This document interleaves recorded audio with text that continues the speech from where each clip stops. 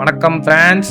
டே 2 of ஆரம்பிக்கலாமா series. இன்னைக்கு எந்திரிச்சதும் late. எந்திரிச்ச உடனே பல்ல விளக்கிட்டு தண்ணியை வறுமையத்தில் குடிச்சிட்டேன். அதுக்கப்புறம் ஒரு ஃபோனு. யாருன்னு பார்த்தா நம்ம நண்பர் ஒருத்தர் இன்னைக்கு ப்ராக்டிக்கல் எக்ஸாம் ரெக்கார்டில் சைன் வாங்கணும், காலேஜ் சீக்கிரம் கிளம்பி வாடான்னு சொன்னான். நானும் உடனே காலேஜுக்கு ரெடியாகி கிளம்பிட்டேன். போகிற வழியில நம்ம புல்லட் லைட்டாக பசிக்குதுன்னா அவனுக்கு பெட்ரோலை ஊற்றிட்டு அப்படியே காலேஜுக்குள்ளே போயாச்சு. எக்ஸாம் முடிச்சுட்டு வெளில வந்த உடனே லைட்டாக பசிக்குதுன்னு நம்ம நண்பர்கள்கிட்ட சொன்னேன். அவங்க நம்மளை ஹைஜாக் பண்ணிட்டு பிரியாணி சாப்பிட கூப்பிட்டு போயிட்டாங்க. இந்த போஸ்ட் தராரில் இவர் தான் நம்ம காலேஜ் நண்பர். ஒரு சொட பிரியாணியை கையில் வாங்கிட்டு எல்லாருமே சாப்பிட்டோம். சாப்பிட்டு முடிச்சுட்டு கிளம்புறப்ப வீட்டுக்கு சில பொருட்கள்லாம் வாங்க சொல்லியிருந்தாங்க. அதை வாங்கி பையில போட்டுட்டு வந்துட்டேன். வீட்டுக்கு வந்த உடனே நம்ம இன்னொரு நண்பர் கால் பண்ணி வாப்பா ட்ரெஸ் எடுக்க போலான்னு சொன்னாரு. சரின்னு அவருக்கு ட்ரெஸ் எடுக்க கிளம்பியாச்சு. இவர் தான் நம்ம நண்பர். இவருக்கு ட்ரெஸ் எடுத்துட்டு அங்கிருந்து ட்ரெஸ் எல்லாம் கொஞ்சம் சுத்தி பார்த்துட்டு வீட்டுக்கு வந்தாச்சு. வீட்டுக்கு வந்த கையில பைய கொடுத்து திருப்பி கடைக்கு போன அனுப்பிச்சிட்டாங்க. நானும் வண்டி எடுத்துட்டு கிளம்பிட்டேன். வீட்டுக்கு தேவையான பொருட்களை வாங்கிட்டு அப்புறம் எனக்கு தேவையான முட்டையும் வாங்கிட்டு ஒரு வழியா வீட்டுக்கு வந்து சேர்ந்தேன். வீட்டுக்கு வந்து மணியை பார்த்தா 8:30. இதுக்கு மேல ஜிம்முக்கு போனா வேலைக்கு ஆகாதுன்னு வாங்கிட்டு வந்த முட்டையை வேக போட்டேன். காலேஜ் போற அவசரத்துல சாப்பிட மறந்துட்டேன்.